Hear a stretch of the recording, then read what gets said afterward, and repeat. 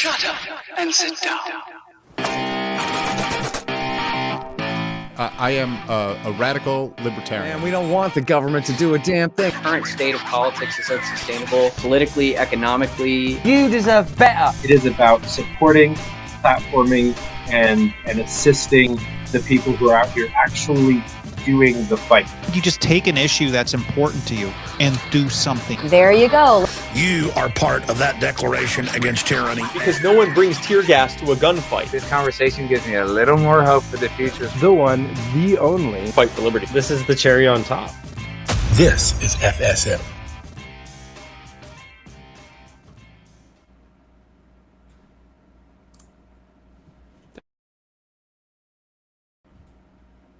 Why do you hate me? There we go. Hello, everybody.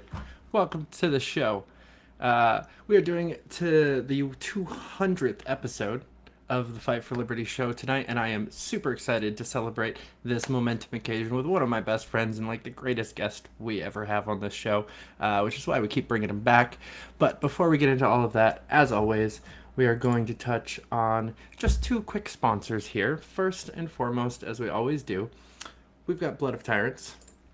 If you're looking for a nice night in while also sipping on the blood and tears of your enemies and helping with the destruction of the tyrannical state, look no further than the brand Blood of Tyrants. They've got two wines, a Merlot and a Pinot Grigio, as well as this great energy tea that I have been sipping on all day long and will literally probably open a second one during the show because it's like way down here. Go check them out. It is drinkbloodoftyrants.com. If you use that promo code FSM, you're going to get 10% off your first order. Definitely go check them out. They have been a sponsor of the show almost since the very, very beginning, and we're super grateful for them. Today, we have a very special sponsor, I'll say, because they didn't give me any money for me to do this, but I'm super excited. So we're going to talk about it. Wendy Higdon is running for the Kentucky State Senate's vacant seat in the 37th District, and this race is shaping up to be a good one. Wendy is a well-respected activist in the area. She's the founder of the Louisville Tea Party, and she's running on a solid platform of education reform and brings with her experience and professionalism that we don't always get to see in a candidate with the L next to their name, so super stoked about that as well. The projected voter turnout in this midterm special election is going to be extremely low. We're talking 4 digits max, like less than 2,000 people are likely to vote in this race. And so with a three-way race, we are looking at a doable number of people that we have to hit. On top of that, there's a lot more registered libertarians in that district than is average, and so many so that we've already got about a third of the projected voter turnout if we can just get all the libertarians out to vote. So this election day is December 16th, which means that there is less than a month to go, but this is a super exciting opportunity for the LP, for Kentucky, and for you. My camera's over there now.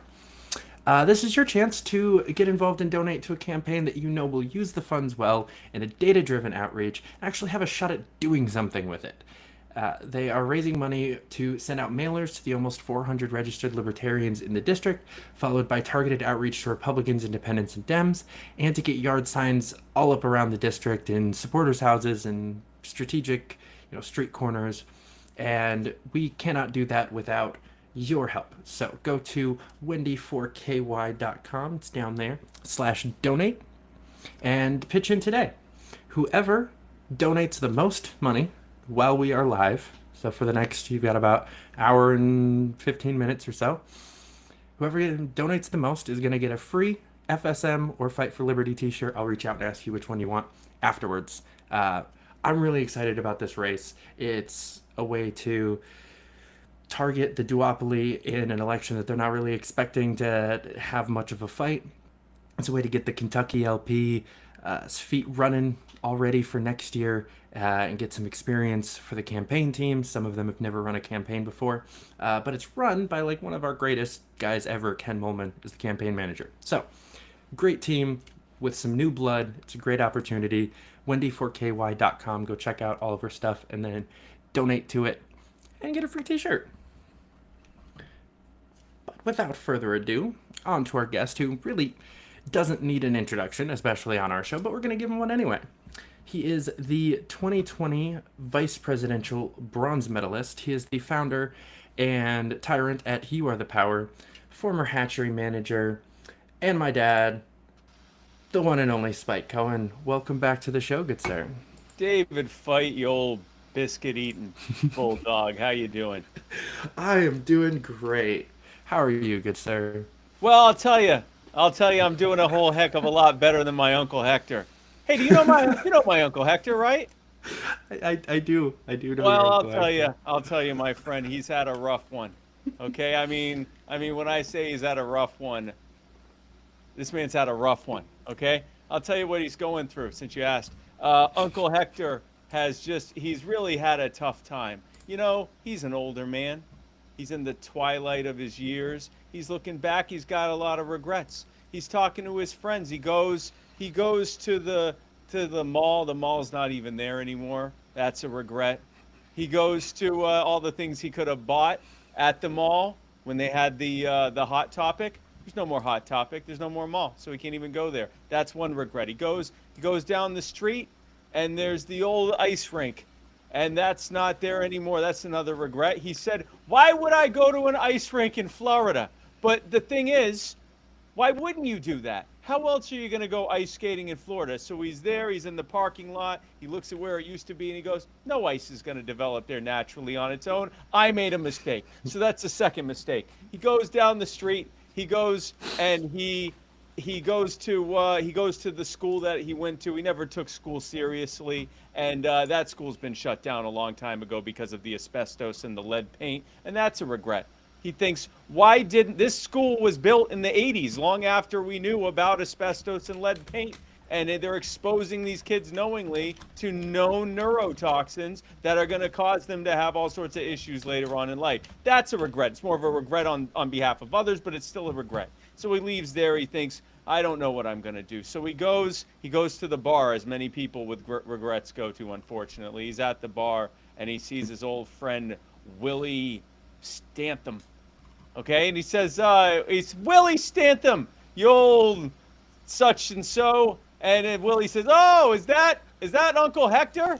Oh, boy, Uncle Hector, I haven't seen you since you used to scream at me outside of the ice skating rink and say, why are you going in there? That's foolish. Hey, how you doing? He goes, I'm not doing good. What do I say, Willie, I'm not doing good, Willie. I'm having a rough one, as they say. I'm having a rough one, Willie. And he goes, what's the problem? And he says, oh, I'll tell you, Willie. Oh, Willie, you know about as well as anyone out there, Will. I used to call you Will. I'll call you Will now, Willie. I look back and I think of everything I could have done. You know, I went into the war. It doesn't matter which one. I went into the war, and that was a bad one. I mean, when I say it was a bad one, that bore was a bad one. And I was in it, and I got a lot of regrets. And Willie says, you regret the killing? You went, not so much. I regret the opportunity cost of what I lost by going into the war instead of pursuing something that would have brought me so much more success. You know, like our classmate, you know the one. And Willie goes, yeah, no, I know the one. Like old Bobby McAdams there, right? He goes, He goes, Bobby McAdams. He goes, yeah, Bobby McAdams. Bobby McAdams. He started the world's first online dating site, and he's well known as. In fact, they used to back in the old day when you met someone online, you'd say, I scored a McAdams, is what they'd call it. They wouldn't say I met someone online. They'd say I scored a McAdams, is what they'd say. And Uncle Hector goes, well, that's quite a how do you do there that old Bobby Mickey did there. But no, that's not who I'm talking about. You know the one. You know the classmate that I'm talking about. And what's his name? Willie says, oh, I know you're talking about old Susie Skipper. And Susie Skipper, she became a famous hand model. We'll say hand model. It's it's a child-friendly program. It's a hand model, and had just the most beautiful hands. You look at hands like that, and you go, man, those you could really do some. I mean, the opposable thumb this lady's got is just. You've seen thumbs opposing the rest of the hand, but you haven't seen one that seems like it's in conflict. It's beyond opposition. And her hands are just, I mean, you can just, the grip this woman could have, she could just literally pick something up and go like this and put it over there. And so that's who you're talking about, right? Old Susie Skipper. And she would know what Susie, I think she was in a different grade. I don't remember a Susie Skipper, and I'm pretty sure I would, because I know a good hand when I see it. So I don't think it's that. That's a poker joke, but that's not the joke. That's not the punchline. And he says I'm not talking about Susie Skipper. And Willie goes, gosh, I'm not sure who you're talking about. Hey, I know who you're talking about. You're talking all about old Juan Vasquez. There, right? The exchange student. He came and he was only supposed to be here for a bit, but he stayed. And then he ended up starting the world's first Spanish restaurant. And he went, wow, that's incredible. In our town, the world's first Spanish restaurant. In our town, in our time of history. None before that. He went, yep, I looked it up. First Spanish restaurant. All of them, there were restaurants. They spoke Spanish. It wasn't Spanish food. It was old, what did I say, Juan Velasquez that did that. And he went, wow. Well, if I had remembered that probably is who I would have been talking about. But no, that's not who I'm talking about. And Willie said, I'm going to tell you, Uncle Hector, they're probably going to want to start this show soon. So I can't think of anyone else that would fit the criteria that you're talking about there. And he went, oh, how do you not remember old Bruce Biggleston? And he goes, Bruce Biggleston? That name, well, I think I remember a Bruce Wiggleston, but it's that. He went, no, not Bruce Wiggleston. That guy was trouble. I'm not talking about Bruce Wiggleston. I'm surprised you'd even bring that up in a place like this. I'm talking about Bruce Biggleston. And Willie goes, Bruce Biggleston, are you talking about Bruce Chickleston? He went, no. Bruce Chickleston didn't actually go to our school. We just used to see him over out at the mall that's not there anymore. And he went, oh, okay. Bruce Biggleston, huh? Name doesn't ring a bell. What was he all about? And Uncle Hector says, yeah, he's the guy who invented lifesavers. And Willie goes, wow, invented lifesavers, huh? Yeah, and Uncle Hector said, yeah, he made a mint.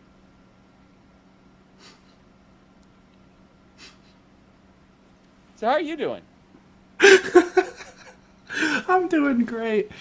I had a plan to set up a BS first 20 minutes of the show, and then I didn't put enough work into really planning it out well, so I just kind of scrapped it. I'll tell you what the plan was afterwards, okay. But I'm glad you still managed to. Well, I don't know what you're talking about. I was just updating you on family, but I'm happy to hear that things went well.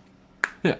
I'm glad Uncle Hector is at least looking up. I'm sorry he's been having a rough time. Tell him I said hello when you see him again. You're glad he's having a bad time? No, I'm glad. It sounded like, you got to see like a friend from high school and whatever. That's true. Yeah. That's true. So That's true. That is true. Sounds like things are looking up. You got to have a fun. Yeah. Yeah. No, we'll see. That. Maybe less regrets. I don't know. No. Well, I'm happy to be here on this incredible, 200th episode of Fight for Liberty. We are very happy to have you. Amazing. I'm just gonna jump right into, because you guys have had so many things happen with You Are the Power in the last. It's been over a year since you've been on the show. I'm pretty sure. Has it? So, yeah, it's been a while. Yeah.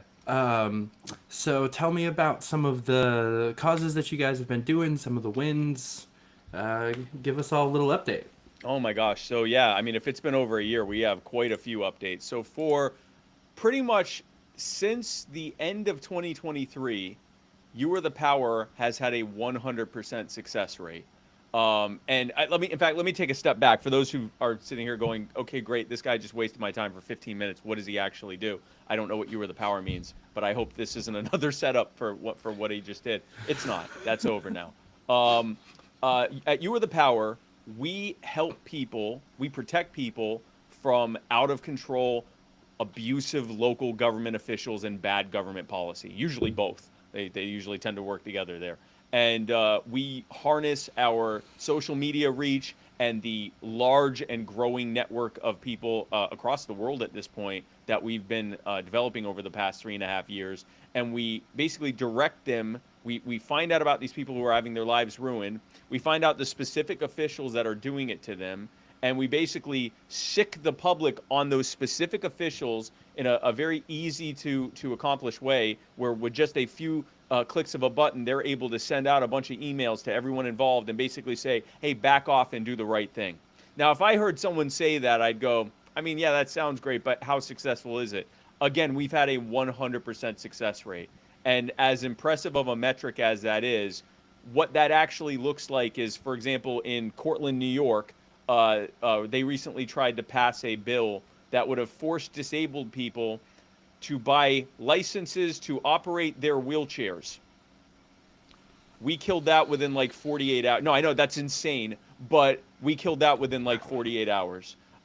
Recently, we just had about a week ago, we had a family, the Henry family in Cranberry, New Jersey. They own a family farm that has been in their family's name for close to 200 years. And the city wanted to take it to build affordable housing, which probably means like luxury condos. And so we were able to help fight to get them to back off and leave that family alone. So now that farm will continue to be in their name. It looks like charges dropped against people that were wrongfully accused of crimes. It looks like corrupt officials resigning, mayors, city attorneys, sheriffs, chiefs of police, all sorts of different levels of government resigning in disgrace all across the country. And our biggest single victory earlier this year is we actually got statewide legislation passed in Georgia. It's called Ridge's Law. And it passed a few months prior. There was zero appetite in the legislature in Georgia to even hear about it. By the time we were done with it, it passed unanimously in both chambers of the legislature, and the governor enthusiastically signed it into law. And we can talk more about what that entails and what that was all about later. But the bottom line is we are scoring victories left and right, and it's just been an incredible thing. Yeah, the unanimously thing kind of shocked me when that happened, because like victory is one thing, unanimous victory with government is hard to do. Unanimous passage and 100% success rates sounds like you're playing a video game with a cheat code or something like that. And I honestly, like, we can dive into the methods that we use and everything else. If I'm being perfectly honest, I think this is a God thing. I think you can maybe get to 98% on human efforts, but I think there's a point where there's a moving of the Holy Spirit. I honestly and truly believe that God is very much countenancing what we're doing, because that's how you end up winning every time and having opposition turn into being your greatest allies. I think it's God moving. Hell yeah. So since I think this part I'm not entirely sure, but I know that we haven't talked about it. Since you were last on here, you've got some new leadership in the org. So tell me about this Ryan Ralston fellow. Who the hell is he? Oh my gosh, Ryan Ralston. If you were to wake up and pray for like the most effective activist, the most professional, like, I guess, worker or professional colleague, the most personable human being, someone you actually want to be around, someone that you can literally just hand a problem and say, Ryan, please, I am but a broken man, please fix this. That's Ryan. Like, Ryan started helping us on one of our causes and did such an incredible job with that we asked, hey, would you mind being the Georgia state director and that very quickly turned into being the Southeast Regional Director, which very quickly, when Jason Lyon, a dear friend of You Are the Power, when he had to step down as volunteer director, Ryan stepped into that role, did an incredible job with that, and he's now our operations manager, where he's basically overseeing the entire the program side of You Are the Power, the actual causes and the volunteer management and everything. And Ryan is just like, I mean, if we were being fair, then I would just be like, this is Ryan's thing now. Like, Ryan is just Ryan's amazing. I'm essentially, and I've said this before, as the head of an organization that's scaling as rapidly as it is, I am increasingly just a glorified spokesperson and I guess donor management person. I that's basically my role, and I guess that's true of a founder in a large and growing organization. It's Ryan. Ryan is the glue. Ryan and the teams that he is putting together. It's Ryan. It's Ryan. This is Ryan. This could just say Ryan, like that. We could just name it Ryan. Just like, come join us at Ryan.net. You could make a fun acronym out of it. There's the really youthful activists. There has to be like some libertarian shoehorned term in there. The really libertied activist network. Liberty Bibbity. Liberty Bibbity. There we go. No, Ryan is great. He came in to that role not too long after I stepped out of my role in New York, and so he was Southeast, and we didn't really interact all that much, and we did a little bit after he took over. But the limited interactions that I've had with him were fantastic. He's amazing. The way that he can run a meeting and like just. I need to get him on the show, honestly. You do, and I'll make that connection. You need to have him on. I have watched him take it, and that's an incredible thing. Whenever you start something like this, and you're kind of, it's like your I guess like ideological and mission oriented baby. Like you have this mission baby, and you're telling it to other people, and they're being very effective and everything else. And it's really just been incredible. I could sit here and just like spout off a series of names of people that have been so great. And then Ryan comes in, and there are times where I look and I'm like, do you understand this better than I did, even though I made it? Like it's really like he'll come to me and be like, oh yeah, I developed this because that lines up with, our mission with this. And I'm like, yeah, of course, that's what I was thinking too. Like he's amazing. He really is. I will definitely make that connection. He'd be great to have on the show. And that's the other thing. Sometimes you'll have someone that's like really effective. We know this in like LP circles. You'll know someone who's like really effective, but you kind of got to keep them away from like humans because they're not people persons. They're task persons. And so like you just kind of put them in their like task cage and just let them do the task stuff. And you don't call it a cage, you call it a suite or a basement, but it's a cage, like they can't leave. And you put them in that and you say, no, you don't have to talk to anyone. Ryan is someone that like he could be doing this interview. Like he's amazing. I have yet to find a problem with Ryan. Well, yes, there is a problem. He's not easily clonable, where I could like make like 1,000 or so of him. Ah, come on. What's wrong with him? Brian, come on, man.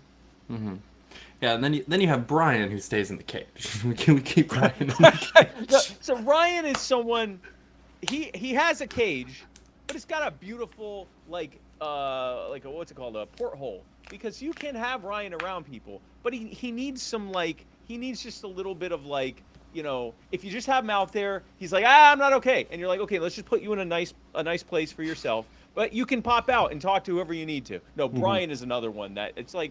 I could like literally just sit here and like we could name everyone on the team and I could tell you how great they are. Like it's just and Brian is definitely one of them. Like Brian has been there from the beginning. Like even during the campaign, he was one of the people I was talking to going, there's something here that we can build into something much bigger than just this one, political party electoral campaign. Like there's something culture changing here. And he was one of my first, 3-4 people that were involved in that.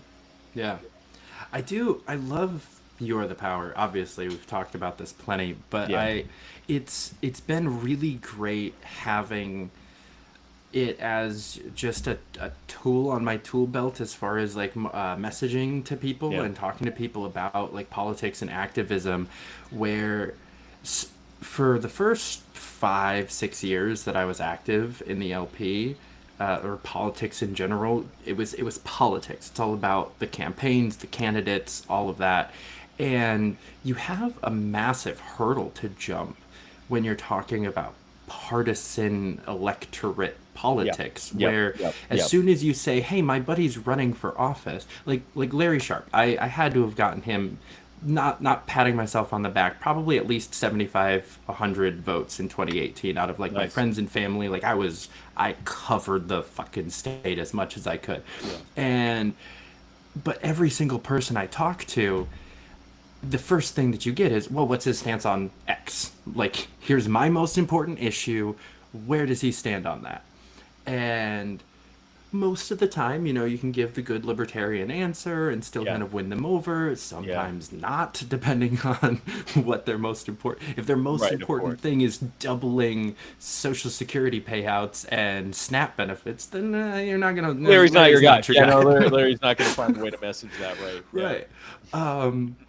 And when you try to ask them to vote or join, even more so, like when I was trying to get my county party in New York started up, to say, hey, I need you to leave your party, come join my party.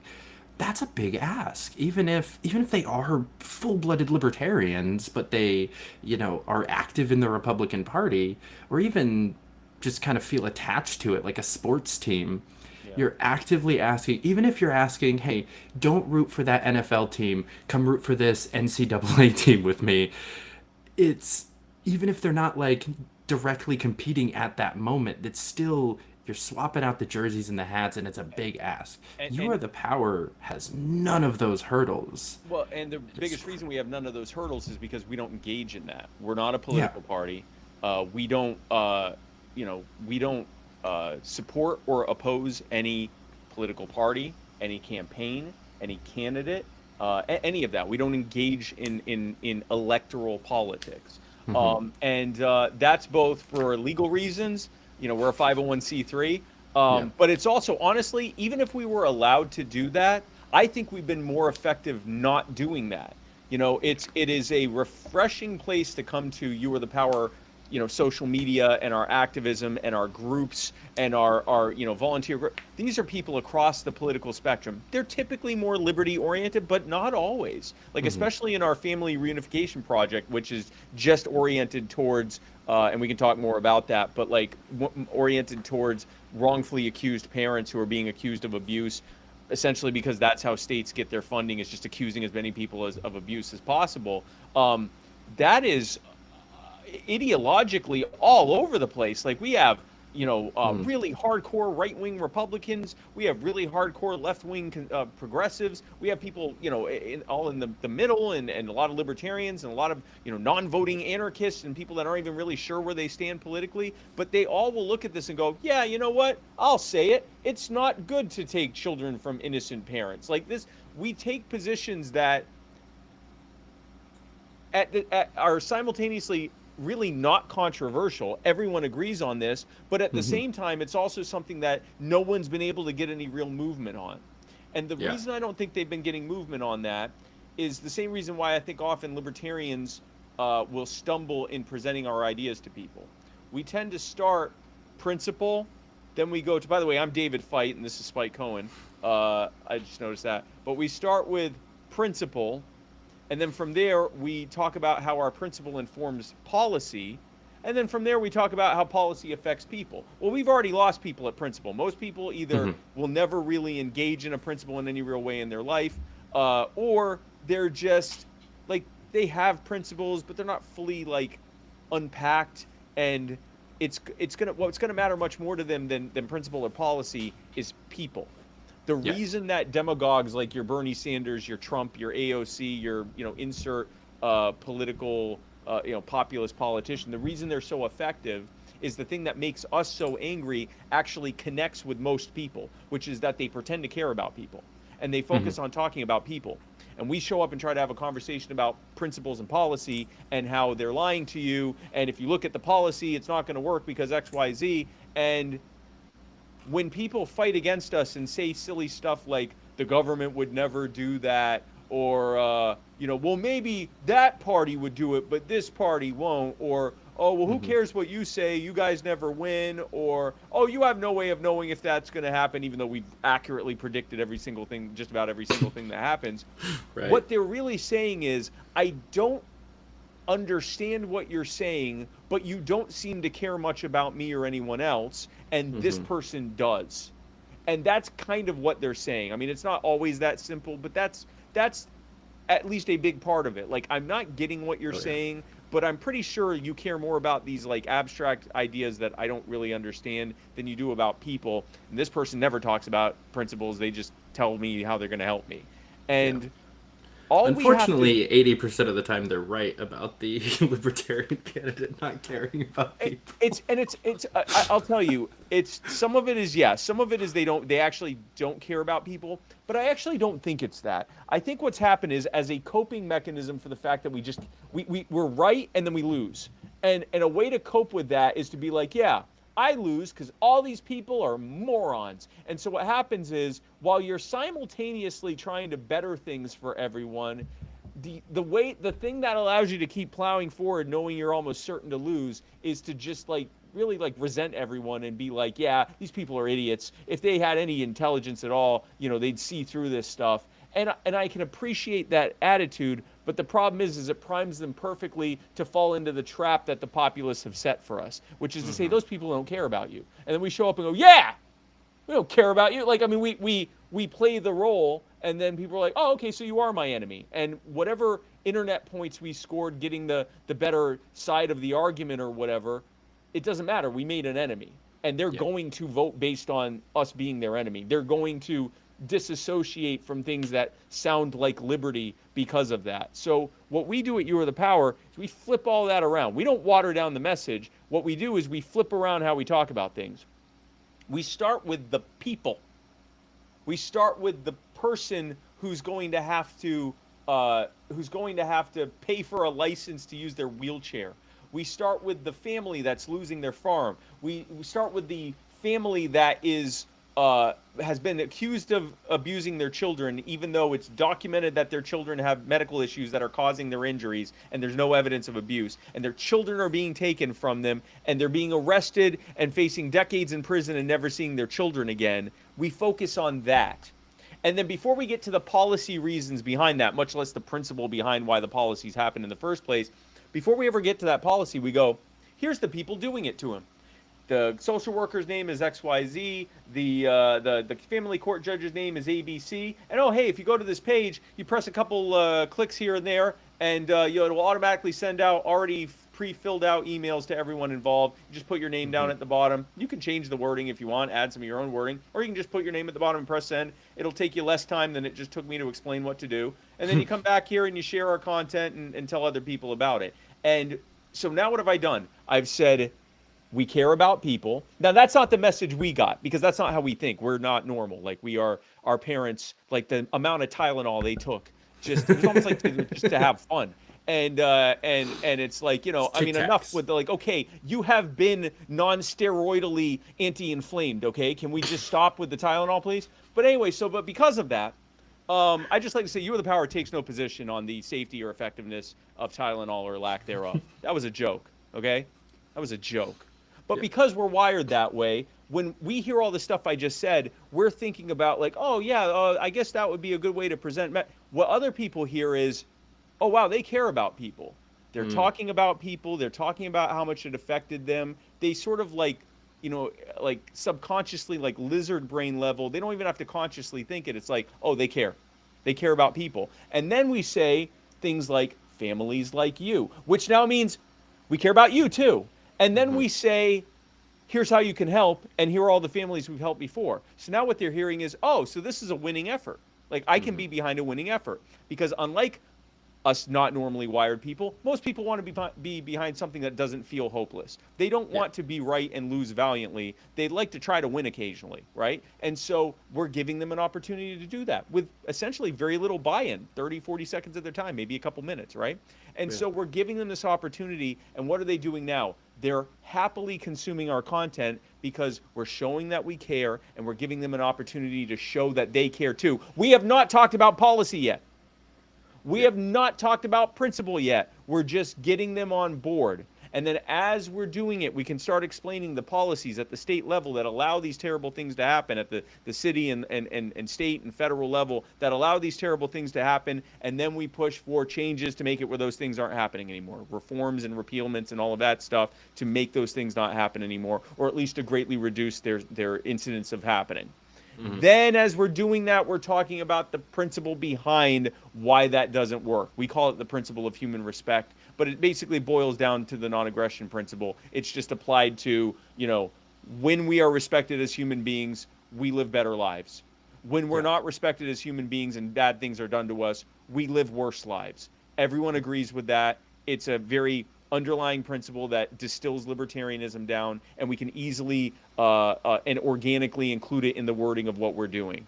That's how we do what we do, is we focus on people, we make it approachable, we give people an opportunity to get involved. In church, they call it belong before you believe. I don't need them to sign any pledge to, never initiate force against anyone. No. Do you agree on this cause? Okay, great. Join us in helping it. Here's another one you can help on. Here's another one you can help on. We give them something that's winning, like something that looks like it has a chance of happening, a feasible thing, a culture of winning. And we just keep rinsing and repeating, and we just keep winning and scaling up as we do it. Yeah. I think two key things that it helps that you kind of covered in that is it pointing out the exact situation and the people responsible gives an actual winnable fight to the situation, where so often if you follow me on social media and you just scroll through or any other notable libertarian, it's just the government is evil, everyone in the government does terrible, just the whole system is shot, especially if you listen to anyone who's actually an anarchist like we are. It's just the whole thing's a mess. And to a lot of people, including us, that's just an insurmountable mission that we're never gonna succeed in, just with no call to action. Yeah. With no, or we'll say end the Fed. Okay, how? Ending it. Okay, how? What's step one? What is the Fed? The Fed has, or will be. What's step one? Audit it. Okay, who's going to do that? Well, no one, because they're all corrupt. Okay, great. So nothing. So when people hear what you're just saying, the system is corrupt from the top down. It's just all it's corruption all the way down, and it feeds. And now, meanwhile, these things aren't in the abstract necessarily wrong. They're certainly hyperbolic and missing some context, but it's not really untrue.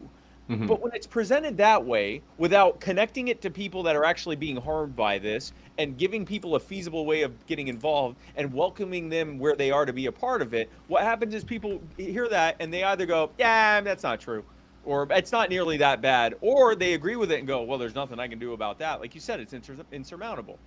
Oh, here, Sauron is coming. Here, help us fight him. No, I'm good. It's we've made this Jabberwocky that's completely unwinnable against, and it actually gives people fear. Now they say things like, you can't win against City Hall. We win against City Hall multiple times a month.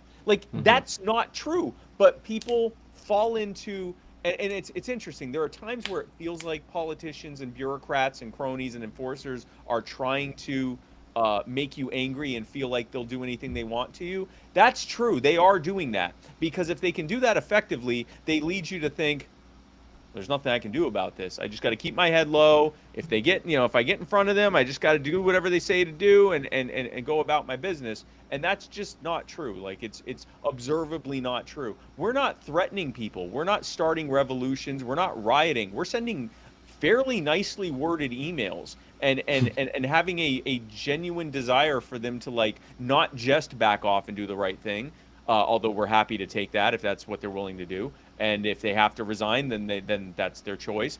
We would appreciate them actually joining us. That's actually happened a couple times. We've actually had them legitimately, like I believe legitimately, like realize at least that was wrong, and like do a 180, and it's a powerful thing. Yeah.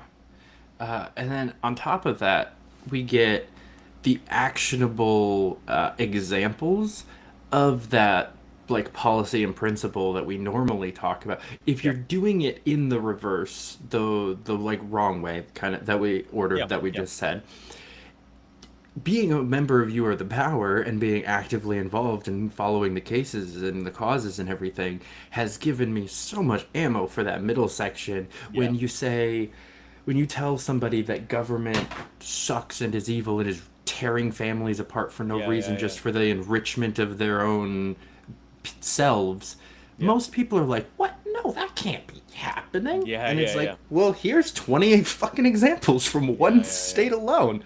And it forces them to actually be like, oh, wow, this like you were just talking with the wheelchairs, like that's just mind-bogglingly dumb. It's nuts. It is. When I heard it, I'm like, no. And I deal with this, right? Like you and I, we routinely deal with like hear about and act on like some of the worst and most just the gall of some of these abuses. It's not just how like harmful it is. There's other stuff that's way more harmful, but sometimes it's like just the sheer nerve of doing this. And that one still shocked me. Like, I'm like, it has to be that they mistook it. It was like, no, they intentionally put in wording, EPAMDS or whatever it's called, that only ever means various types of mobility aids for disabled people. And it was like, okay, so they either meant to or they're really, really foolish. And it was like, yeah, one of those, or maybe a combination of them.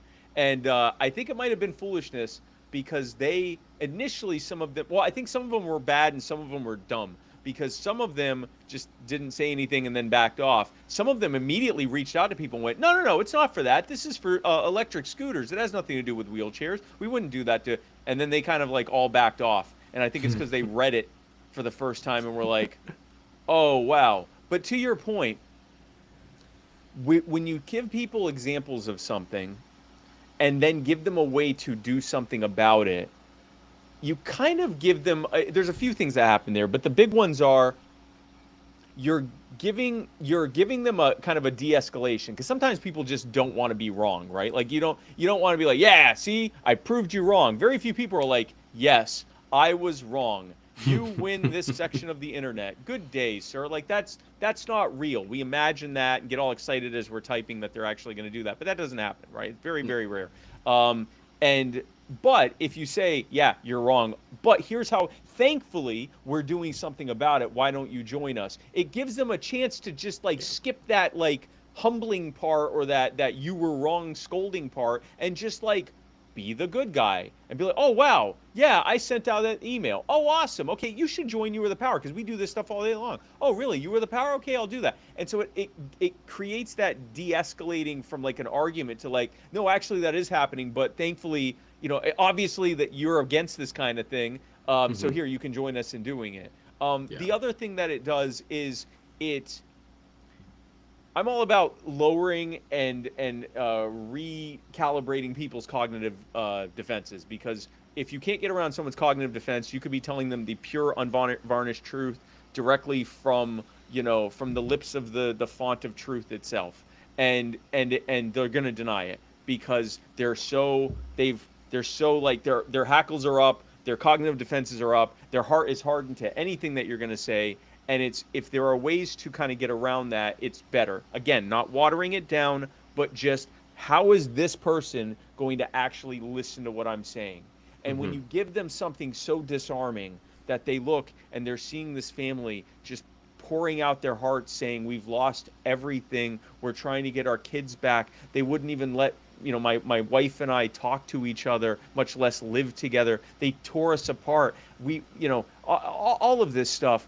When you show that and then you go, oh, also here's how we're fixing it, and we've helped a bunch of other families that went through that too, it kind of does a weird, like, kind of a soft reset where they can go, oh yeah, that's terrible, let's do something about that. So it like de-escalates and hard resets at the same, or soft resets at the same time. We're not trying to send them back to factory settings, we're just trying to get them to like restart the program. And it's been incredibly effective. And to see it's, I can throw metrics at you all day long, but it's lives restored. It's people that had lost hope, were facing jail time, losing their family, losing their homes, losing their property, losing their businesses, being run out of town, having their reputations destroyed, all sorts of terrible things. And it's over because a bunch of strangers showed up and said, we're not going to let you fight this on your own. We're going to fight this with you, and we're not going to stop until we win. Yeah, one thing I think you do very well, and something I feel very strongly about, is not blaming people for their own brainwashing. Like, if you have been propagandized or brainwashed into a certain belief, I don't hate you for that. Yeah. Like, I was just on the phone with my sister the other day, and she was complaining about a friend of her husband's from church who's, mid-60s, Fox News exclusive viewer type, and is just exactly the quintessential obnoxious human that you might think of with that, like, super hardcore Trump like the voter. worst version of that. Yeah. Like, any person that comments any sort of critical, like anything that's different from what he's posting on Facebook, his immediate response is baby killer. And it's like, to other Republicans, like, super pro-life, like, my husband is my sister's husband is a pastor, like, super pro-life. My sister's kind of made him a little bit weaker on that as far as the actual political standpoint, and he's more along, like, the pro-life libertarian angle now, but still super pro-life, and just getting called a baby killer repeatedly by this guy. I don't blame him that much, because he's never he grew up on Walter Cronkite and the news just being objective and true for the most part, and that's what he was told. Which wasn't true back then either, but yes. Right. They at least faked it better. They faked it better, yes, that's correct. They did they actually tried to do objective reporting where it was just facts most of the time. Like, when I used to watch the 5 o'clock news, it wasn't as adversarial as it is now. It's like, we're presenting the facts, and it's like, well, you're presenting the facts as you believe them to be, but they weren't. There's an adversarialism now that doesn't appear to have existed then. It did 100 years before that, but not. We're in a cycle that existed, like, before the Civil War and around in between the two great wars, and those weren't amazing times for civility. So I mean, we're in that era now that social media is, like, hyper weaponized that, because it used to be you thought about those people over there and you thought, I don't like those folks. But if you're out and about and stuff like that, you're not going to start a fight with someone because they look like they might disagree with you. But now, from the comfort of your own home, you can have violent arguments in 4K. 60 frames per second with total strangers you'll never meet, and now you hate each other and want each other to die and the worst things to happen. So it's really weaponized. To your point, I personally absolutely cannot blame someone for being brainwashed. I was a neocon. Now, I was a neocon in my late teens and early 20s, but I was a neocon. I still had enough brain power to not be a neocon, but I was a neocon. And the reason I was a neocon was because something happened, in my case, 9/11, that caused me tremendous fear. I had no answer for it, and I was given an easy and viable sounding answer that, this is because the terrorists hate us for our freedoms. This is because of all these different things. And there was even little bits of truth to it. Like, it wasn't like it was 100% untrue, but the conclusion was, therefore, we must create a global empire and bomb anyone who gets in our way to spread our peaceful ways. And we must, restrict everyone's civil liberties and freedoms here to make sure that we stay free. And it's like, I was as strong a believer in that then as I am in what I believe now. And so I have to give grace to people that are wrong. I also have to give grace to the fact that and don't tell anyone this, no one watching this, like I might not be 100% right about everything. I might actually now I know I might learn some things later, not now. I'm pretty close to 100%, but at some point I might become less right and have to learn things again. So, I've learned to have a lot of grace, especially since, and tomorrow's actually the 1-year anniversary of this. I gave my life to Jesus, and that has been 1 year ago tomorrow. And that has been, on many fronts, an incredible journey. One of them has been learning just how profound God's forgiveness of me is. How God's, that sounded like it came out wrong. How profound God's forgiveness of me is. And has been. Like, I got asked, how can you, because we've increasingly become like desiring of reconciliation towards essentially our enemies that we go after in these causes. And people are like, how can you do that? And I'm like, how can I be forgiving to someone who acts like my enemy? God came to earth and sacrificed himself and suffered torture because he knew I was unable to atone for all the times that I was his enemy. Yeah. And he did that for me in order to atone for me being his enemy and only his enemy. Mm-hmm. And so if he can give me that grace, I can learn to give some grace to other people. Yeah. So I feel like most Americans think that like DFS or CPS or whatever your state organization you have are there to help the kids. Like, that's the point. They're supposed to be keeping the kids safe. They're supposed to be helping the kids. Most people don't realize that there even is... I mean, they might assume, like, there's always some amount of shitty people in any organization, right, especially a government. But to the level that what we were seeing in Georgia, every person I talked to that wasn't a libertarian already was just completely, like, their world was shattered. Yeah. If I actually showed them all of the proof and the whole thing. Yeah. But most of them would just have that visceral reaction of like, no, you must be wrong, because I can't believe that the state is out here doing that level of harm. And so, to the point, I don't feel any type of way towards them. I'm not going to argue with them. I'm just going to continue to show them what we're doing until they go, oh shit, you're right. The government does kind of fucking suck. Maybe I should help you guys. And I think, like, I know this isn't necessarily the explicit goal of You Are the Power, but I think as much as you guys continue to work and continue to get bigger and continue to have more and more wins, you're helping the cause of liberty and the libertarian movement in the long run, because we're just waking so many people up to the level of damage that a monopoly on force and violence can do. And giving them something to do about it. So we again, because of the thing with the Tylenol, we tend to look at the journey from zero to knowledgeable activist as a ladder of sorts. And so they walk up to this ladder, and the first rung of the ladder is they are exposed to our ideas, right? So we'll call it, for the sake of this, our principle of like human respect is what we use at You Are the Power. But like, so they see the principle and they go, okay. And so they step on that. The next rung of the ladder is that they really engage with it. They weigh it against what they already believe. They kind of challenge their assumptions. They question it. They debate about it. They go back and forth with it. The next rung is that they've now accepted it. They go, wow, this is true. I've looked for any logical fallacy or loophole I can find, and it's solid, guys. And you know me, I'm never gonna use fallacy to justify not doing what been doing my whole life.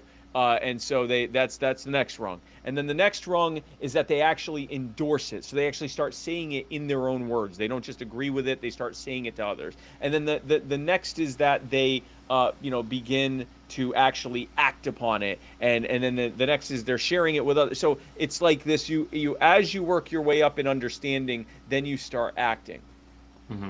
For like almost everyone, it's not like that even remotely. Most people absolutely go off half-cocked if they're lucky. They're more like 1/8 cocked. Like they basically have enough information to know who they need to like target, or who they need to talk about, or who they need to vote for or give to or whatever, and then they do it. So rather than looking at it as and also the ladder, if we use that as when we're in politics, very often the first rung of that ladder is vote for this candidate who's almost certain to lose. So it's like telling someone, oh, you want to get on this ladder? The first rung, about 40 feet up there. So, have at it. And they don't. So the way we should look at this journey from zero to effective activist is as a staircase. And so they walk up to the staircase, and their first step is, hey, here are some people that you can connect with in some way, and there's this thing happening to them, and here's how you can help us put an end to this. And in that wording about it, it talks about our principles, but it's there as it's organically in there as just like, well, yeah, because that's why this is happening. But we're focused on the people and what they can do about the people, and the people that they can talk to tell them to stop hurting these people. So that's the first step, okay? The next step is that again. The same, here's another one. And then the next step is that again. And this stairway just keeps going up, and it's reinforcing step after reinforcing step where we are telling them about people, it's connecting with them, it's giving them something to do about it, a call to action, it's reinforcing the underlying principles behind why we're even doing this, and we just keep giving it to them over and over again. Now, as with any staircase, you keep walking up, you could fall back, you could trip backwards and backslide into it. That's a big problem in this movement that we have. We get people ideologically aligned, and then they fall back into their ways because we're not giving them something effective to do about it. We're not staying engaged with them. And then we go, well, they were never really true libertarians to begin with. And it's like, well, no, maybe it was that you told them something and there was nothing they could do about it. So they went and found something that could be comforting and that they could feel like they were doing something about. So as part of these reinforcing steps and the upward motion towards just being more and more effective and knowledgeable as they go up the ladder, there's this like guardrail of sorts that they can put on, and that's the network effect.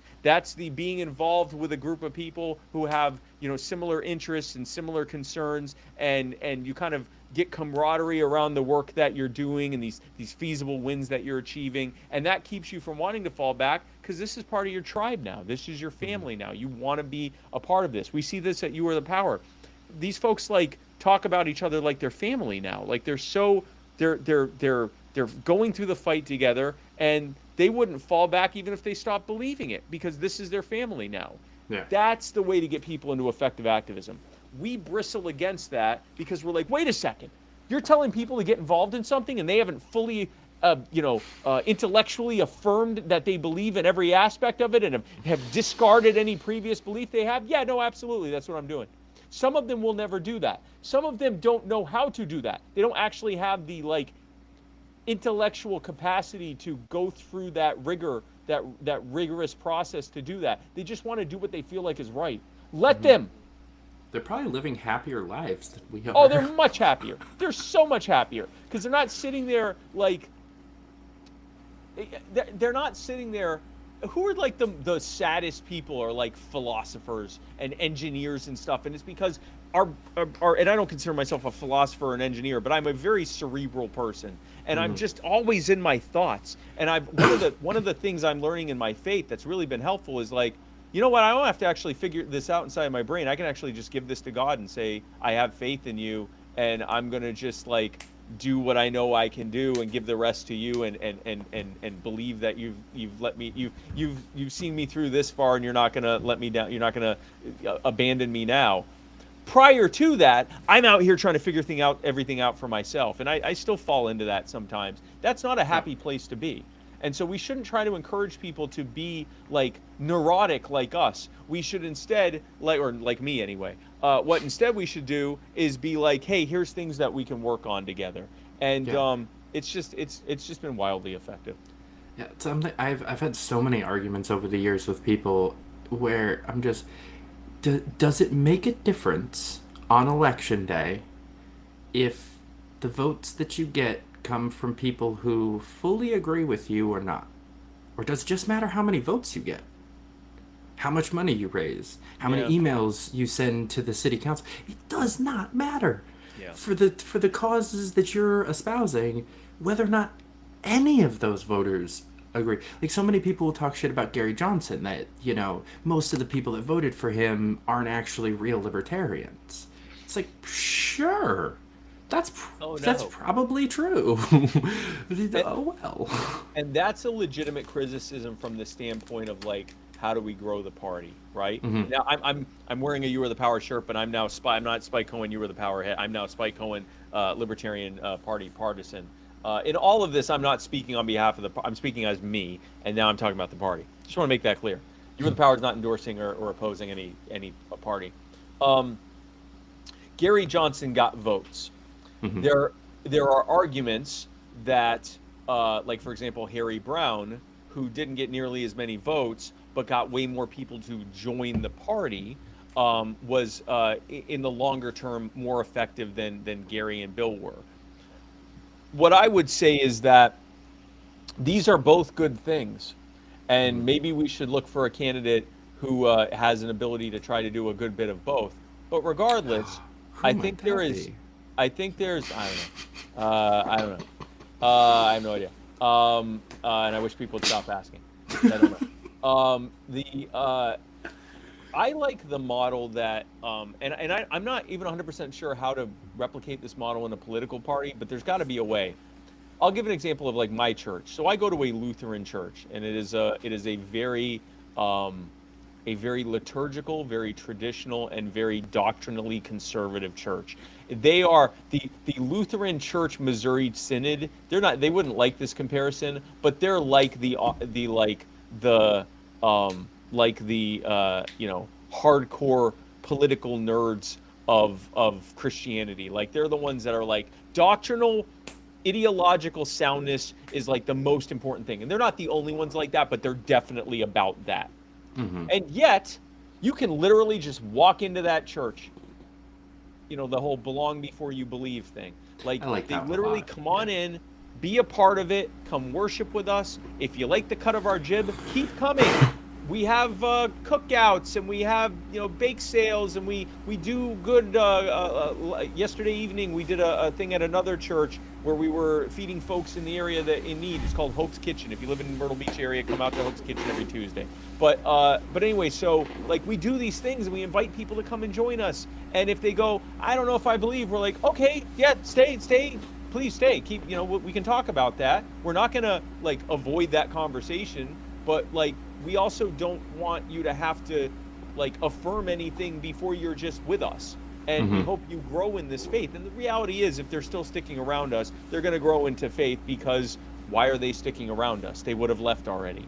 And so we allow that to be nurtured. We allow their Holy Spirit to grow in them. We allow them to reach their point of confession and acceptance and belief and repentance and all of that. At the same time, because we don't want a bunch of people to come in and reinvent Christianity because they aren't quite believers yet, or they just don't know everything about what they believe. There's a little bit of seasoning involved. There's like I'm not even a member of my church yet, and I've been going a few months now. There's a catechism process you have to go through where you're taught all of the different parts of Lutheran doctrine and how it differs from other types of Christian doctrine, and our biblical justifications and proof texts for why we believe the particular way we believe about X, Y, and Z. And then if someone believes that and they've gone through the process, well, now you can actually become a member of the Lutheran Church Missouri Synod. You can actually become a part of the Lutheran Church. And you can now, there are all the things you can do once you do that. And if then you go, well, you know what, I actually want to, I feel called to actually serve as a lay leader in the party, as one of the in the church, one of the people that does the Bible readings during service, people that help with the youth ministry or whatever. There's an additional process they go through to learn what they need to do that.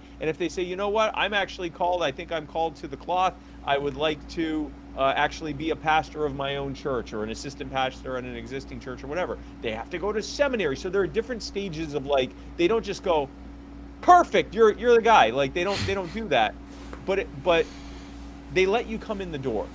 Yeah. And so at You Are the Power, the way we've modeled that, and obviously it's apples and oranges. I'm not comparing a nonprofit, a non-religious nonprofit to a church or anything like that. But there are things we can glean from this. At You Are the Power, come be a part of what we're doing. If you agree with this thing, or if you think you might agree with it, then come join us on this. If you'd like to become a member, fantastic. There's even more information, and we can help you become a more effective activist, and we can also teach you the principles behind why we do what we do.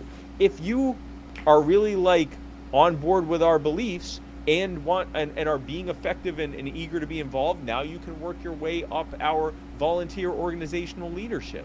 And so we have these kind of levels in place.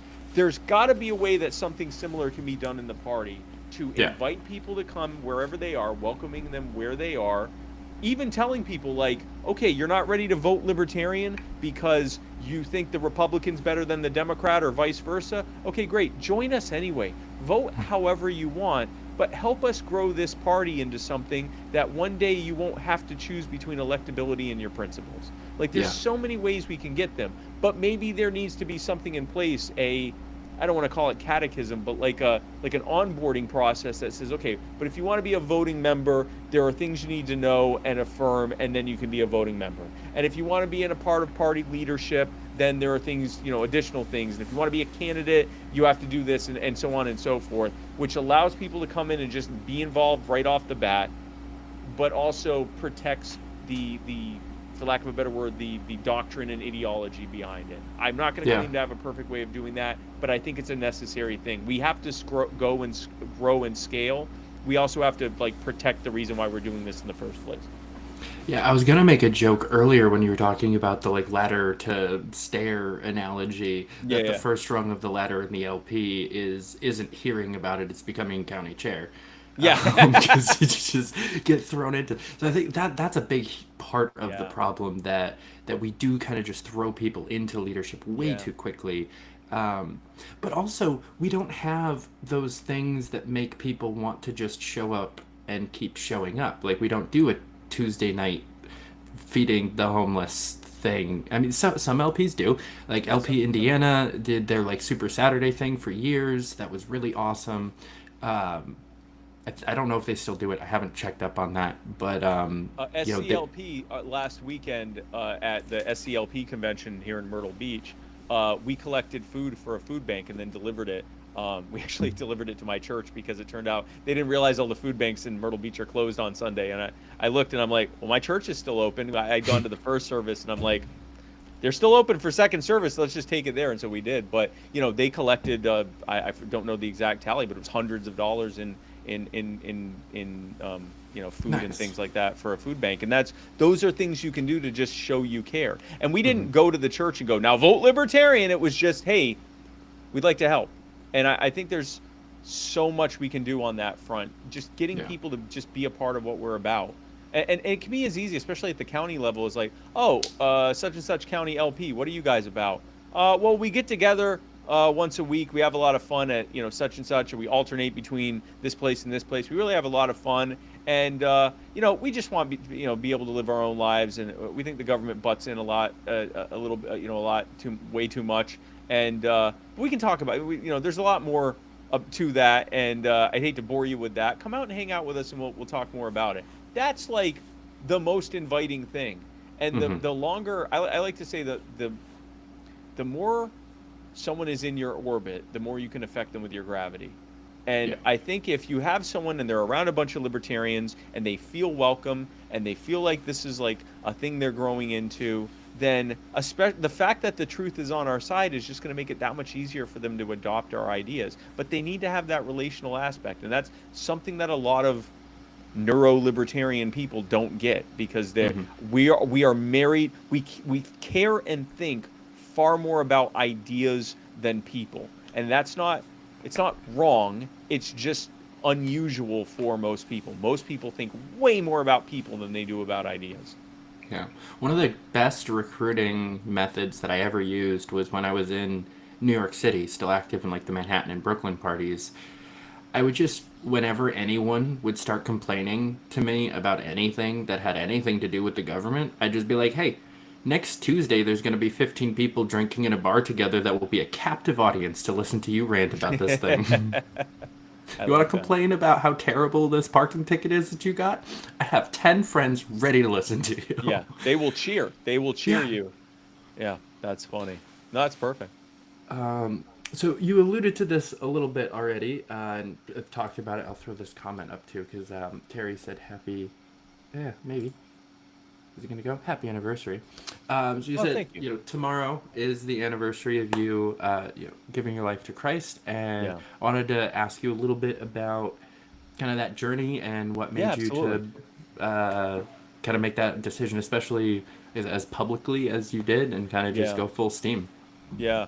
So it is, in retrospect, I always end up going back to like my childhood because it's hard to tell the story, but I was raised in the faith. For just kind of the shortcut version, I was raised in the faith. As a little kid, you just kind of believe what your parents tell you because you're a little kid and they tell you something, you go, okay. I think as soon as I was as soon as I was old enough to start really asking questions and stuff, I found myself not really getting satisfactory answers to that. I also, to be fair to the people I was asking, I ask a lot of questions, so I probably was just getting annoying. And little kid, like, but why? Okay, but why that? Like, so I probably just annoyed them.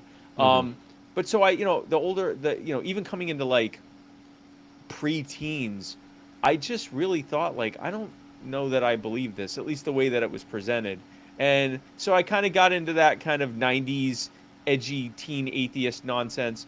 And then shortly after that, really spending any time thinking about it, you look at the universe, it was obviously created, like, it obviously at one time didn't exist, now does exist. If nothing comes from something, it has to come from something that creates something from nothing.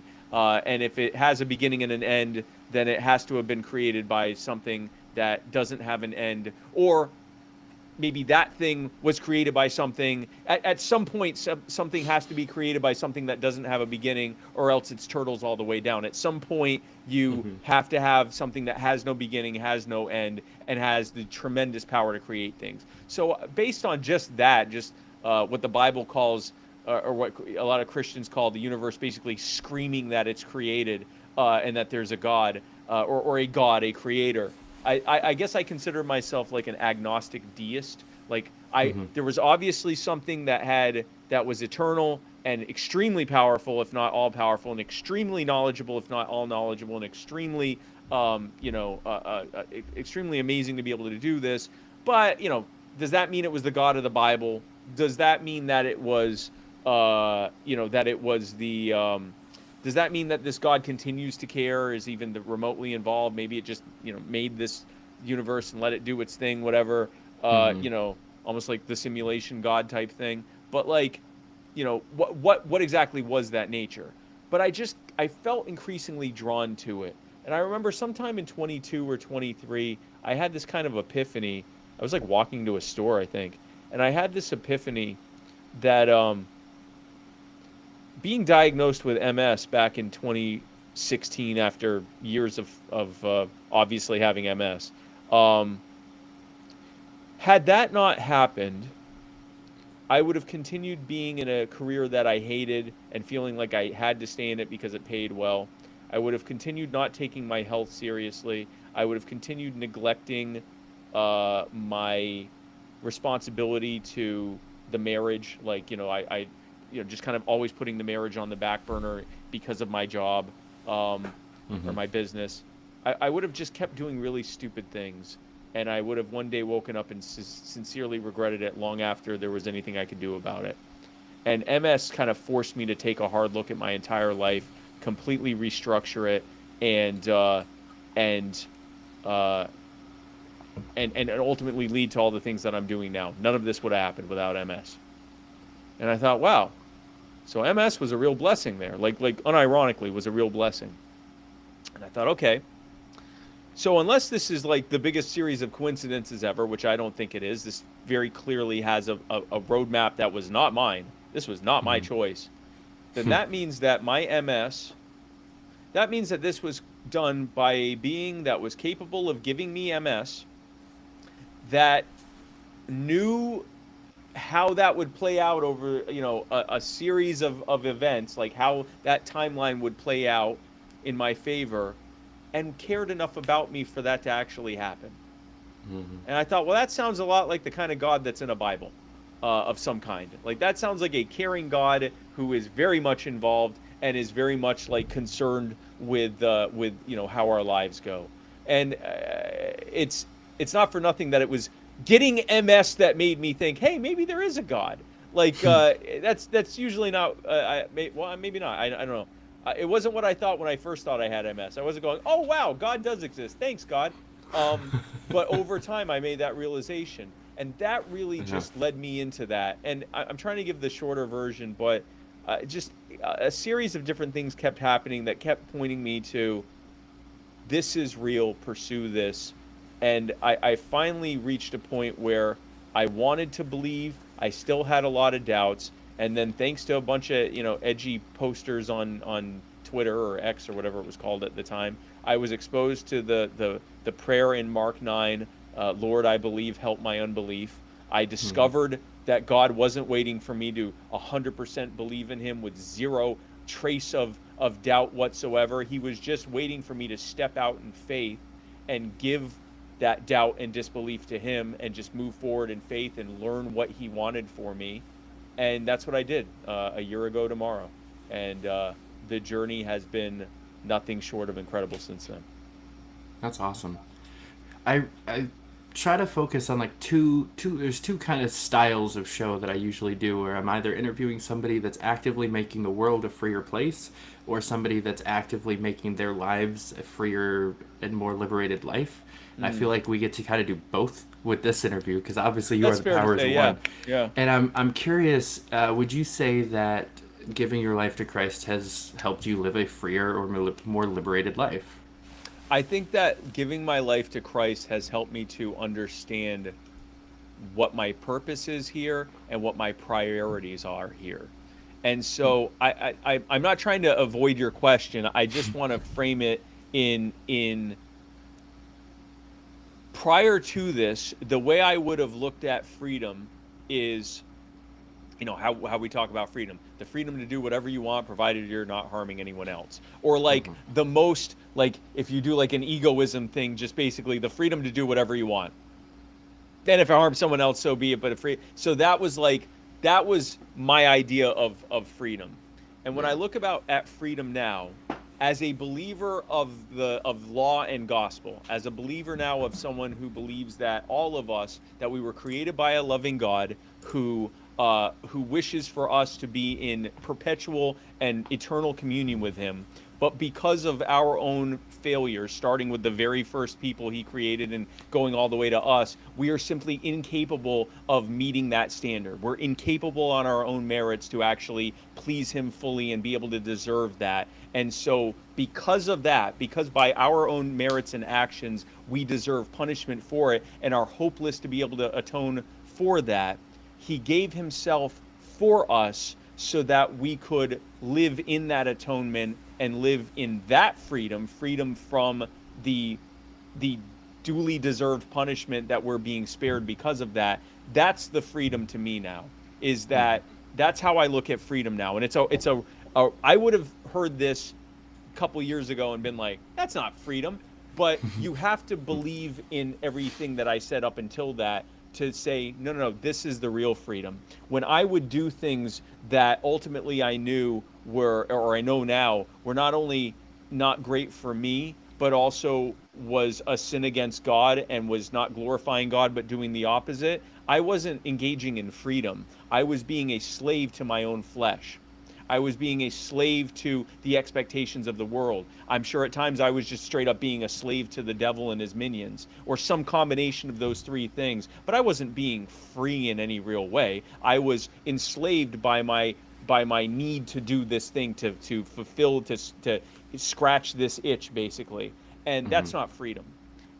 Freedom is that I have been saved of the consequences of that, and now I am free to pursue how to please this eternal, loving God who gave me this opportunity to commune eternally with him in heaven despite myself. So Yeah. from that perspective of understanding what freedom is and what the opposite is, I'm the freest I've ever been, and I never actually was free before this.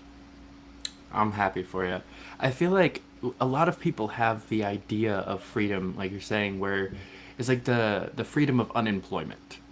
You can do whatever it is that you want throughout the day, but you can't really do anything because you That's a don't good have analogy. That's a whole lot of money. decent analogy. Yeah, yeah. But it's, if I just started a new job this week. I was between jobs for about a week and a half. I could just sit around, play video games, jerk off, do whatever the fuck I wanted to do all day, and that's freeing for a time, especially when you've been working like a 9 to 5 for 10 years straight, and then you just get a month off. It's great, but it's not actual freedom. You're not bettering your life. You're not doing anything useful. You're not exercising correctly. You're not going out of the house and talking to people like you need to for socialization. You're miserable.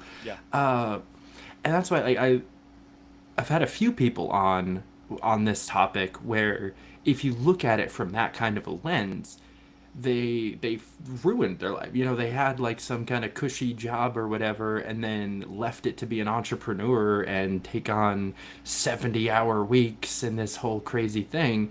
But it's 70 hours of something that they're passionate about, that's making the world a better place, that's helping their family succeed, that, whatever it is. There's a big payoff to it and everything. The analogy I would give, and it's in the same family of what you just said. Just imagine if you are just riddled with addiction, okay? You have severe substance abuse addiction, you have severe sex addiction, you have severe, insert addiction here. And they're so, like, you might convince yourself, I'm free. Like, let's say if people say to you, you live somewhere that these things are all decriminalized or legal or whatever, and people go, or even if they're not, it's just not enforced very well, you're able to do it with little to no risk of consequence of any real way. Now, a lot of people would say, well, that's objectively a type of freedom.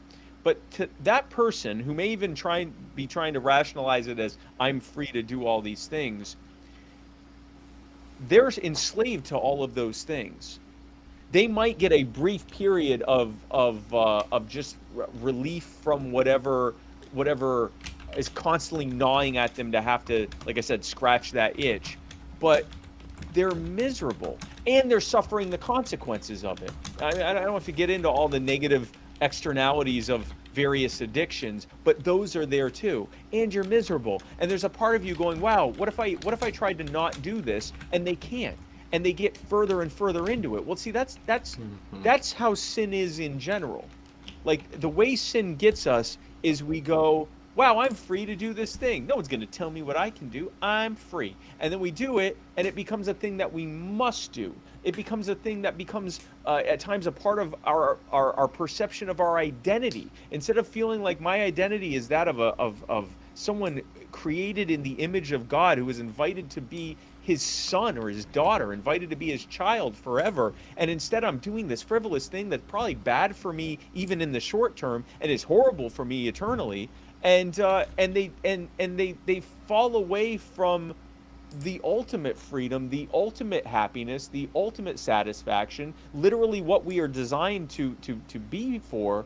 And then instead we're doing this thing that even in the meantime often makes us miserable and makes us feel less than and makes us feel depressed and everything else. And that's, so addiction is something that most of us can look at and objectively be like, yeah, that's bad. But that's sin in general. They're all just various ways of that sin to just get deep, just like to become steeped in it to the point where it's just another type of addiction. And when people hear sin, they think about the standard stuff. They think about sexual sin. They think about they think about missing out on the free Wendy shirt. They think about like the stuff that, the hot topic stuff, the sexual stuff, the drug stuff, the identity stuff, the whatever. There's like hatred, like abject hatred of people, not hatred of a thing that's happening and a desire to fix it, but just hating someone for the sake of hating them. That's a type of sin, and it's because it's something that's slowly over time gotten into us. Jealousy. that's something that we cultivate over time. That's something I battle with a lot, okay? And so that's something that I'm still at least somewhat, if not enslaved to, certainly it's something I struggle with, and it's something I'm unlearning. Greed and a desire for self-glorification. These are all things that those aren't the first things we often think of when we think of sin. Lust, like just wanting something so much that it matters so much more than anything else, and it loses its proper perspective.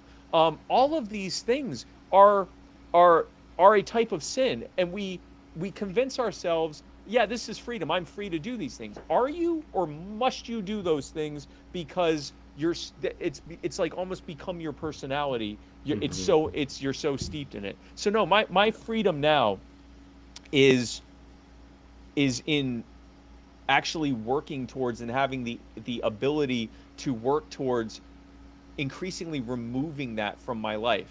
And I'm never going to be sin-free. I'm never going to be perfect this side of life and death, this side of eternity. But what I can do is work my way away from it, and that's the freedom that God gives, for me to be free of feeling like I need to be envious or greedy or anything else, or hateful, or engaging in sexual sin, or engaging in any of these things. I don't have to do that. And I increasingly don't want to do any of those things that I used to want to do. I don't want to do them anymore. I actually just want to be closer to God, because that's where my peace is. That's where my freedom is. Yeah. It's funny. I've been watching 2 shows, same creator, like same universe. Very much not biblically sound at all. But that takes place in hell, and there's like the 7 rings of hell, and each one is a sin. Yeah. And there's like a being that is kind of the personification of each of those 7 sins that rules those 7 rings. Yeah. And I had kind of forgotten what some of them were. You know, I know the 7 deadly sins. If you ask me, I could figure it out. But there's a few of them that, you know, you just kind of forgot that, like, and that the Bible puts them all basically at the same level. Like lust and pride and greed are all the same thing. And it's not just like, oh, well, there's that one person that I know that sleeps around a bunch, so he's definitely the worst of us. Meanwhile, you're literally saying all of that because you're super prideful and you have to put other people down. It's a lot easier to kind of get away with some of the other sins culturally in a way that I think we get kind of caught up in that. Even if you're like a libertarian, like anarchist, you go to our convention, we definitely don't look down on sexual deviancy that much if you've ever been to a national convention. Right. But even there, you can, there is a societal separation between like the naughty sins and well, that's just natural. Like sins. Gluttony, like people that are really fat because they will not get their eating under control. And I'm not saying fat is a sin, so I just want to be clear about that. What I'm saying is, because there are some people that are gluttons, and because of their metabolism that they can do it. But there is a thing where if you're looking at food instead of as something to enjoy and to be able to to live, because we have to eat, you're increasingly looking at it as just, I can have as much as I want, whenever I want, however I want, don't care. And also I increasingly find comfort and identity in it. That comes from a sinful place. And a lot of people get caught up, even including Christians who don't really understand the tension between law and gospel. They think it's like, here are the things you can't do, don't ever do them, and then you're good. That's not how it works. And in fact, the first and second temple Jews got kind of caught in that of like, well, if I do all these things exactly to the letter, then I should be okay. And that was part of what Jesus was trying to explain when he would say, you've heard it told, don't commit adultery. If you look at a woman with lust in your heart, you've committed adultery. You've heard it told, don't commit murder. If you look at someone with hate, if you have hate in your heart for someone, you've committed murder.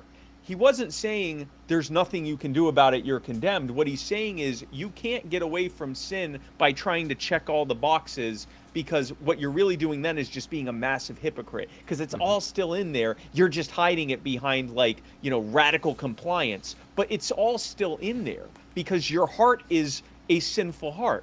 And so the takeaway from that is not you're condemned, there's nothing you can do. The takeaway from that is there's nothing you can do, and that's why God atoned for you. That's why it's law and gospel. The law is the mirror telling you you ain't getting out of here on your own merits. The gospel is you don't have to, and that's the freedom. That's now when I did that long sigh and you said, do you feel more free? I felt like I had to unpack this to be able to say, yeah, that's my freedom now. And one big caveat with all of this. I don't want anyone to walk away with the impression that I'm trying to say like I'm really good at this or like I've almost quite nailed it. I am like routinely mourning how bad I am at some of this stuff. And it increasingly bothers me. And someone looking from the outside might go, yeah, but you're doing less of this and you're doing, it's like, yeah, but it bothers me more and more. And so like I am increasingly like intolerant of the things in me that I don't want to have in me anymore. And it's not hating myself. It's just, I don't like that. I don't want that anymore. I want to be closer to God and what his will for me is. And so it's not perfection. It's progress towards God's will. And that progress is going to look different from person to person. If you started off as an axe murderer, you're not going to suddenly look like, a spotless lamb, days later, right? Like it is a progression towards that. And I don't know. I think I've been all over the place explaining this, but I hope I've kind of unpacked how I feel about this and where I am on it. Honestly, you knocked that out of the park. I specifically wanted to ask you that question rather than someone who's done this a lot long, like a Jacob Winograd, who I love, great person, for a long time, but he would have. I feel like he would have too rehearsed of an answer to that question, where it's like, of course, Christianity is the same as like liberty, and he just would kind of go talking points, rather than the just kind of honest answer that we just got, which I think was great. One thing that I love about the faith, even though I don't know if I would necessarily identify with it still at this point, but you were saying that if you start off as an axe murderer, you're not going to look like a spotless lamb in a few days. But the great part is you do to God. Like right off the bat, and as you want to get better, not because you have to make it to heaven or something like that. You want to get better because you're already going to heaven, and you just want to be a better person in the time that you've got here, which I think is something about some facets of modern Christianity that I really appreciate about it. Is the people that actually really get it are in that realm and not in that like legalistic, as long as I'm only going through loopholes and doing things like by the letter of the law, it's fine. It's just a genuine desire to make the world a better place and to bring it like full circle. I feel like that's kind of the juxtaposition between You Are the Power and the LP. It's like, it's just, we're trying to help people and make the world a freer place, regardless of how many people we get elected or resigned or any of that stuff. It's just let's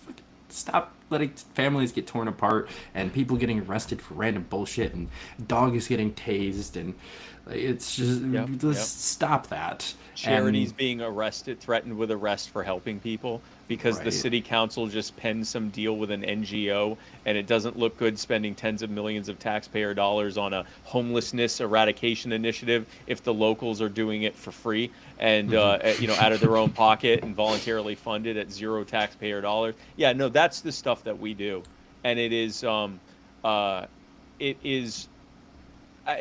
Are the Power is not a religious organization in that it is part of my devotion to God, and I think I would say for a Christian that's a part of it. I think most of them would say this is part of how I'm loving my neighbor as myself, which is what Christ calls me to do. But we have people that aren't believers. We have people that are of other faiths. A lot of people that don't know what their faith is. We don't ask. Like it's if that comes up, that's fine. Everyone is welcome. But it is it's not a religious. You Are the Power is not a religious organization. Everything that I do at this point, I think before my big thing was maximal human liberty. And I guess I could try to restructure that to say that's what I'm about now. But if I'm being perfectly honest, the thing that I try, and I'm not pretending to be good at it, but it's where my posture is and my heart is the number one thing I try to make my number one thing is to glorify God. Another huge caveat. The natural thing that is my number one thing when I'm not struggling against my flesh is, hey, everyone, look at me, I'm great. That's just, it is what it is. My talent casts a shadow. My talent is I can speak in front of large groups of people. I can do interviews like this without getting nervous. I can give speeches. I can do all of that. The shadow that casts is I kind of like it. And I like the applause, and I like people telling me how great I am and all of that. And I'm not going to pretend I don't. It's very flattering, and it can be you want to talk addiction? Have a bunch of people tell you how great you are, and then it stops. Like it's you would want more of that. That's a big struggle with mine. So if anyone out there is a Christian, that's a prayer that you can have for me, is help Spike to be less of himself and more of God, because it's definitely my prayer. Yeah, I forgot my point I was even trying to make, but yeah. Yes, I agree with whatever you said. Okay, that's safe. I will say, I have noticed in your online persona, some of the interviews, just some of the conversations we've had, a significant reduction in at least your outward pride over the last year. Really? Just from my perspective. 2 years ago, you would never have said the words, "I'm not perfect." In fact, I'm pretty sure you've said on my show that you are perfect. I've seen the wall of text that you sent your wife about how you being the perfect specimen of a man. The ideal man. Yeah. Yeah. There's a noticeable, just from the outside, from my perspective, shift in that. So you're getting there. I'm glad you brought that up, because I did that. By the way, that was Chrissy Wickers I sent that to, telling her how I was the ideal man. Now, I did that going, just kidding, being ironic. There was at least a little bit of truth that I'm not the ideal man, but definitely full of myself. I want to say this. Anyone who has a high level of comfort with the public like this, they're kind of a little there's just we aren't naturally and it's something that I don't fully understand, but I see how other people are super nervous to get up and talk in front of people, and I'm like, okay, well, I might be nervous about the points I'm trying to make. Maybe I'm not as familiar with the subject matter, but I'm not nervous about being there. And so I have to come to the conclusion, it's like a Jungian thing that, any virtue casts a shadow of some kind, and it's good for us to acknowledge it, especially good for us to acknowledge it if you're trying to walk as a Christian. The shadows that I cast are a lot of self-glorification and hey, look at me, and envy of others that are also doing well, and learning to mask it, kind of that hypocritical. I'm just glad this rising tide's lifting all the boats. Do you really think that, or are you kind of hoping you were the biggest one? And having to be honest about that is one of the first steps to here's how I get as far away from that as possible. Now I'm likely to never fully remove that. But if I'm aware of it, and if I'm honest about it, and if I ask people to hold me accountable to it, and if I try to keep a posture of making it about God and about the people I'm helping and not about me, then I'm certainly in a better position than I was when I'm going, oh, well, I'm just all about the people. Look at me, I'm just all about the people. That's worse. That's feeding. That's just being a Pharisee. Jesus talks about telling the Pharisees, you walk around with your phylacteries wide. There are these things that they would have on their robes, and you make sure that you're shiny, and people, your prayers are to tell God, thank you that I'm so virtuous, and that I'm not like that filthy tax collector over there. And then meanwhile, the tax collector can't even look in the sky. He looks down on the ground, he pounds his chest, and he says, Lord, have mercy on me, a sinner. And Jesus says, which one of those do you think is being glorified? And the answer is obviously the tax collector, because he's acknowledging who and what he is, and he's not trying to make excuses, and he's not going to live in misery forever, but at least in that moment, looking at the eternal, all-loving, all-powerful God, his initial posture is, man, I am not doing a great job here. Please have mercy on me. That's the person that gets lifted up and exalted. It's the one that goes, I'm doing a great job here. I'm fantastic, man. You know what's good? Me. Like that's the person that's gonna get humbled. And so I'm naturally that guy, or I shouldn't say I'm prone to being that guy, and I'm good at faking not being that guy. I'm good at faking being like, well, that's, I'm just here for the people, and it's not about the fame. It's not about the followers, even though I know exactly how many followers I have. It's not about that. It's not about the reach, even though I have a really good month-to-month knowledge of my reach. It's not that. It's not about the accolades, even though I have them. Like I got the Thomas Paine Award last year. It's not about that. It's not about being on major news, even though I literally showcase it on my website. It's not about that. It's not about the money, even though I like money. It's not about that. It's about the people, David. That's fake Spike. That's Spike that's gonna get himself in trouble. Yeah. And I would much rather be Spike saying, "Hey, listen, I love what I do. I love helping people. I am working on making sure that God and them are the focus, and shrinking myself away from that, because I'll tell you something, I like the accolades. I like the money. I'm not a billionaire or anything like that. I'm not whatever, but I like that stuff. I like walking into a room and people applaud. I like that. And it's not even necessarily that that's bad. It's that I need to not pretend that that's not a thing that I like, and I need to work on it actually being about God and about these people. And even in this thing I'm doing, this can quickly become an act, right? Oh my gosh, Spike, he's so humble. He's so honest. He's so repentant. It's you almost can't escape it. And so it's a constant just being honest for the sake of being honest, thanking God for his forgiveness, and trying to act like someone who would please God by what we're doing, if that makes sense. So, and sucking at it all the way along the way. That's a big part of it. I think that's especially difficult in the political or pseudo-political realm, where if you're a little too humble, you might, or honest, you might damage you or the power or the campaign or whatever. There's that caught me for a while, even though I'm obviously nowhere near your level, and nobody's entire lives or organizations count on me not getting butchered in the media.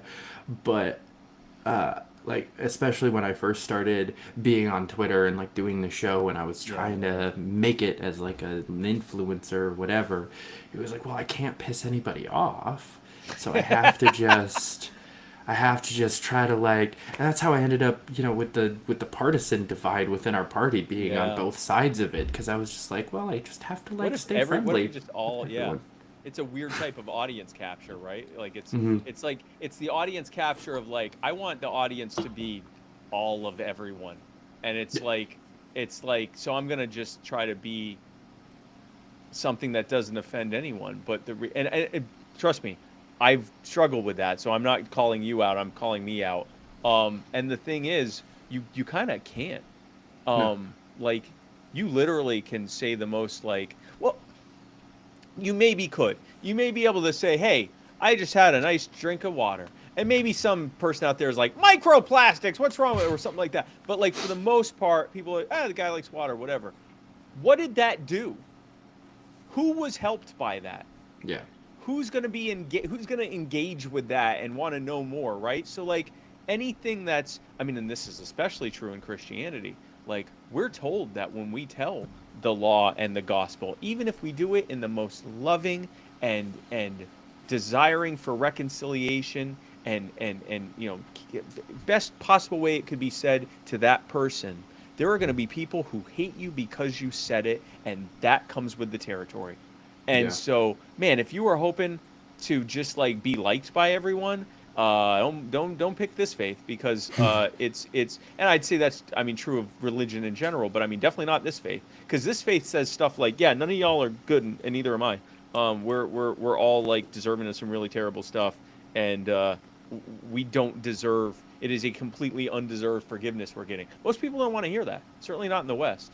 So and especially they don't want to hear about. I tend to focus on my sins because A, I know those better, and it's the plank in my eye, and B, like, I'm probably far more likely to be able to talk to you about your sin if I've already like mentioned my sin first, and it's not me just going, you're a sinner and you need to do whatever. But even then, people are going to be offended and not want to hear it. What I do is not a sin. I'm not doing anything wrong.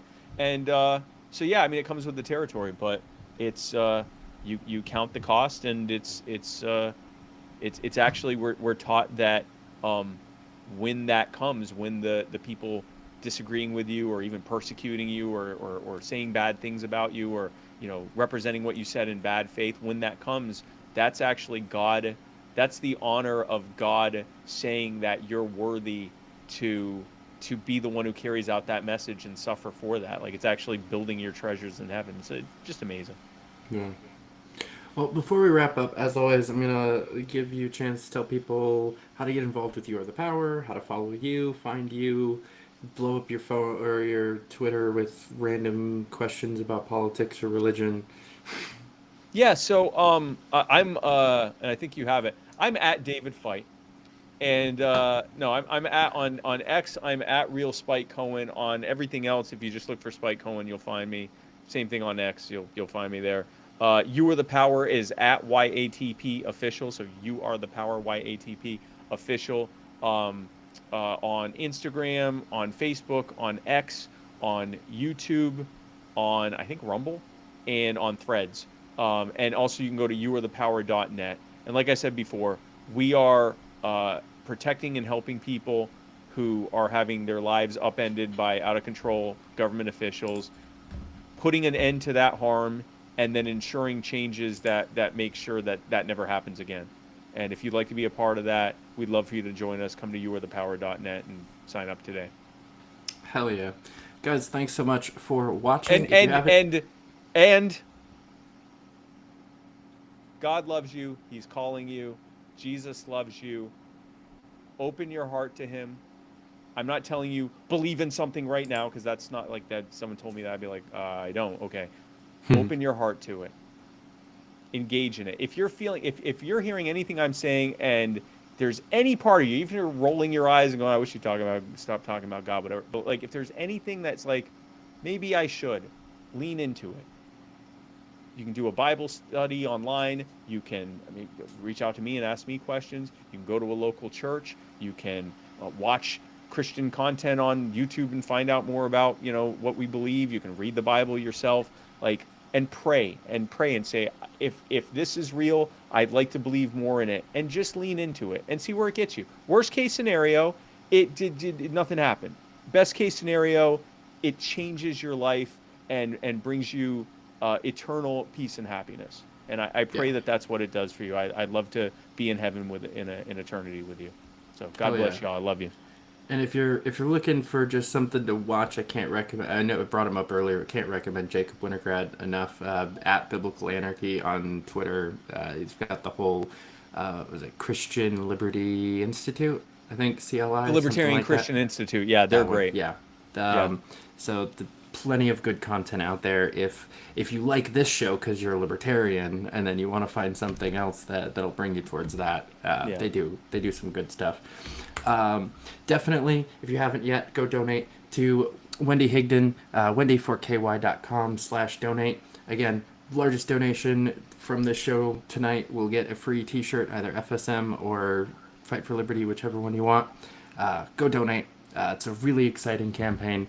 And then come on back here next week. We've got Amanda Griffiths from the LP Alliance coming on to pitch me and all of you on why we should join the movement. So we'll see how that goes. That'll be a fun one. Spike, thanks for coming on. This is great, as always. Absolutely, man. Love you, and thanks for having me on, man. My pleasure. Guys, until next time, keep up the fight.